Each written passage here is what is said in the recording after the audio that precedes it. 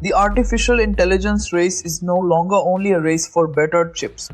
It is becoming a race for electricity. In 2025, electricity used by data centers jumped 17%, while total global electricity demand grew only 3%. And the companies building the biggest AI systems responded with a spending surge almost without precedent. 5 major technology companies spent more than $400 billion on capital projects in 2025. The International Energy Agency says their combined spending guidance pointed to another 75% increase in 2026. That is not simply money for software. It is money for servers, LAN, networking, cooling, substations, transmission connections, and the power plants behind them. Alphabet alone said it spent $91.4 billion in 2025. For 2026, it guided investors to between $175 and $185 billion. Microsoft later described a calendar year plan of roughly $190 billion. These companies are not spending like ordinary software businesses anymore. They are financing something closer to a new industrial system. The reason is simple. Every AI answer begins as a physical process. Electrical power enters a data center. Servers convert it into computation and heat. Cooling equipment removes that heat. Transformers, switchgear, and backup systems keep the process stable. Fiber carries the result back to the user.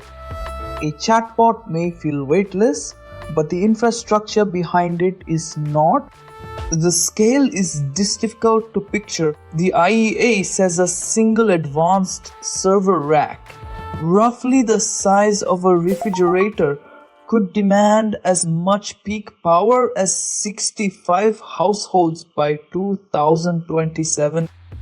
Between 2020 and 2025, the power density of AI servers increased 11-fold. By 2027, it could rise another 4 times. That density creates a problem money cannot solve instantly. A technology company can order chips and announce a campus. It cannot summon a high voltage transmission line, a fleet of transformers, or a power station overnight. Data centers can be constructed in a few years. Major grid infrastructure can take much longer. This is why the headline that AI is running out of electricity needs precision. The world is not about to switch off. The real shortage is reliable power delivered at the exact location, voltage, and timetable that giant AI campuses require. That distinction is where the economics become interesting. Because if electricity is the binding constraint, the most valuable company in the AI boom may not be the one with the cleverest chatbot. It may be the company that already owns the grid connection, the turbine, the transformer, or the right to 20 years of dependable power. To understand the bottleneck, begin with the forecast.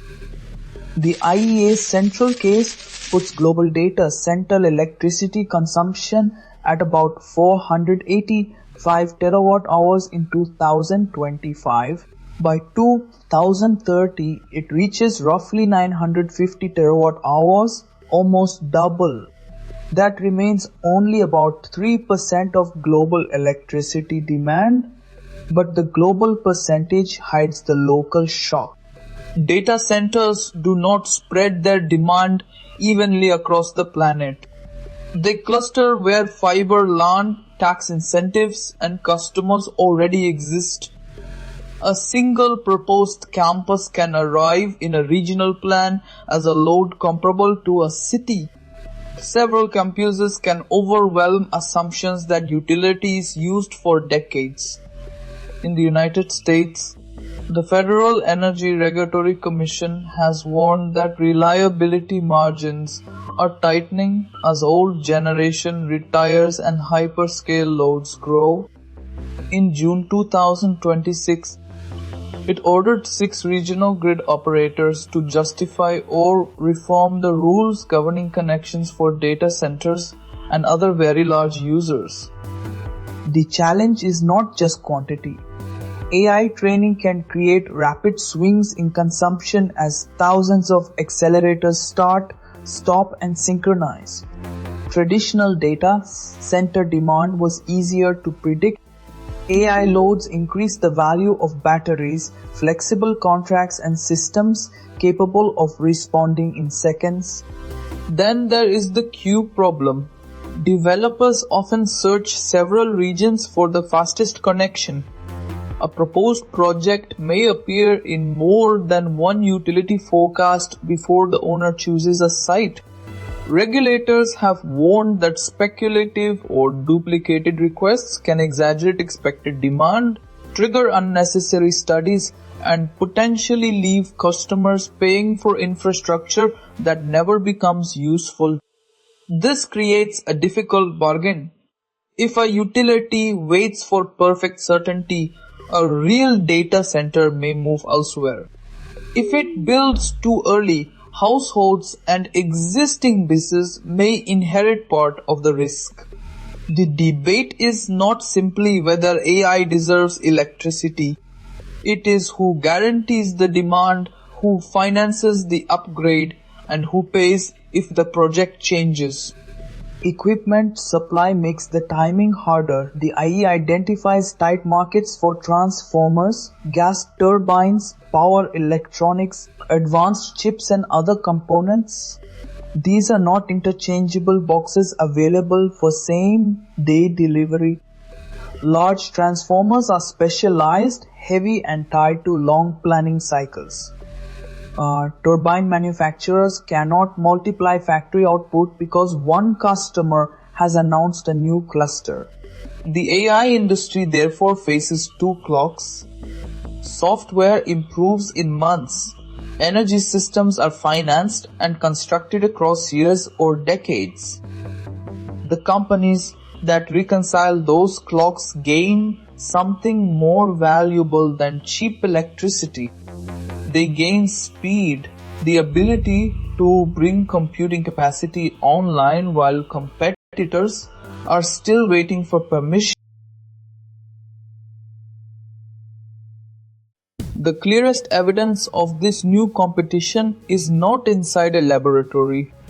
It is inside long-term energy contracts.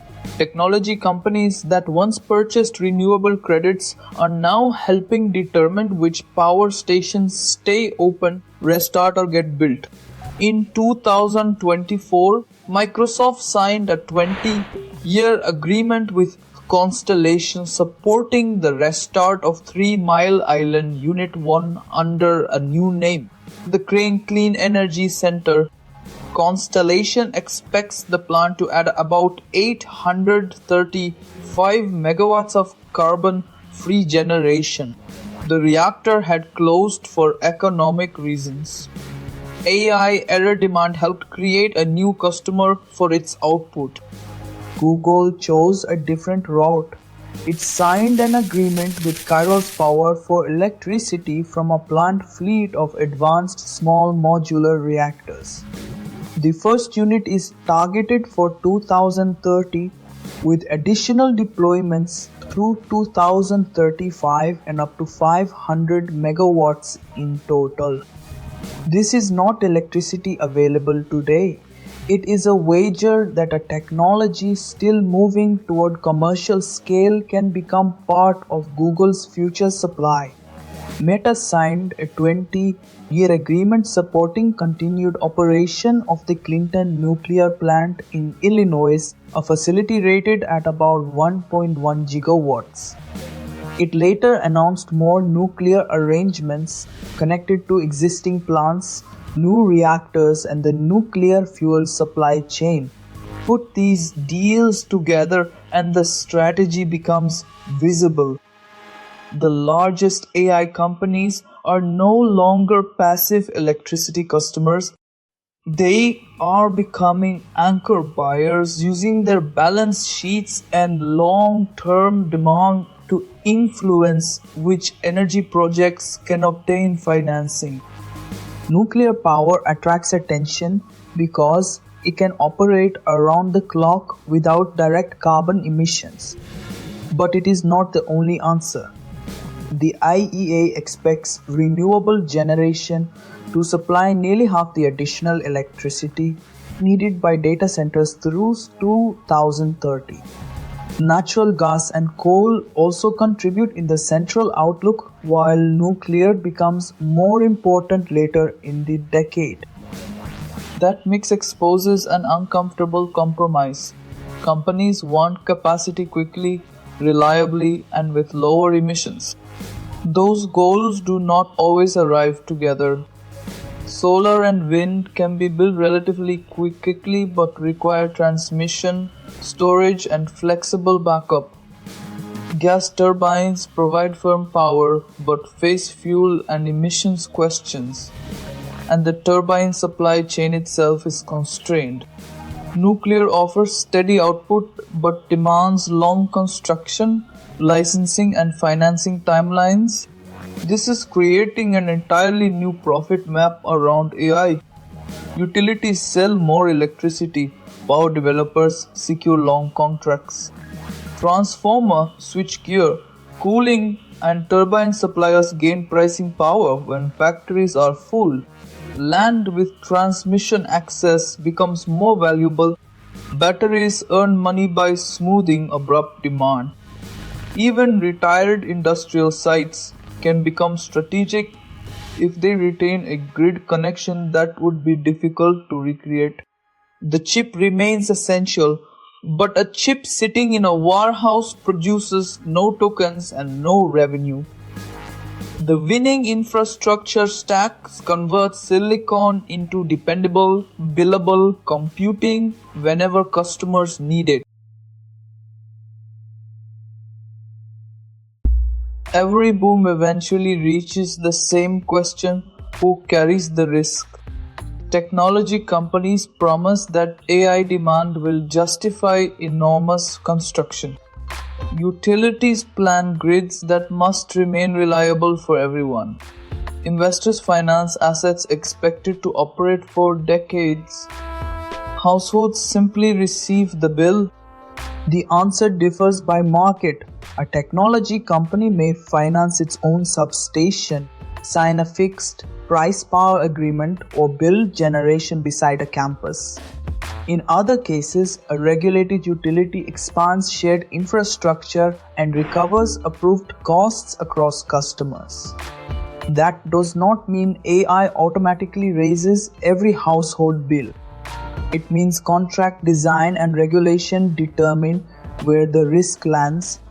Regulators are now trying to impose readiness test deposits, flexible service rules, and clearer cost allocation. The objective is to distinguish a real project with land, financing, and equipment from a speculative request shopping for the cheapest connection. Better screening can prevent the same imaginary demand from being counted several times. Flexibility may be the most underappreciated solution. An iCampus does not necessarily need to consume maximum power every second. Some computing jobs can move in time or between regions. Batteries can absorb fast changes. Contracts can reward a data center for reducing demand during emergencies. A flexible load may connect faster and require fewer expensive upgrades than a customer demanding uninterrupted maximum capacity. Efficiency matters too.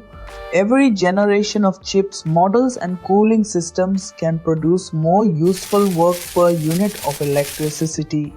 The IEA says energy used per task is falling rapidly, but efficiency does not guarantee lower total consumption. When computation becomes cheaper, companies create more products, users make more requests, and new agentic or video workloads consume the savings. This rebound is why the central forecast still rises. There is also a possibility that part of the build-out disappoints. Data center investment has become too large to rely only on technology company balance sheets. Capital markets must believe the future revenue will justify the infrastructure. If AI monetization falls short, delayed or cancelled campuses could leave equipment, land, and grid plans ahead of real demand. So, is AI running out of electricity? Not in the literal sense. It is running into the physical limits of speed. Chips can improve faster than grids can expand. Software can scale faster than turbines can be manufactured. Demand can be announced faster than regulators can determine who should pay. That mismatch is reshaping the AI economy. Microsoft, Google, and Meta are signing agreements that reach decades into the future. Power stations once considered uneconomic are gaining new relevance. Electricity equipment is becoming strategic technology. The race for intelligence is turning into a race for steel, copper, concrete, cooling water, and megawatts. The durable lesson is simple. Artificial intelligence may be sold as software, but it will be won or lost through infrastructure. The companies that control reliable power, not merely the most impressive model, may control how quickly the next generation of AI can actually reach the world.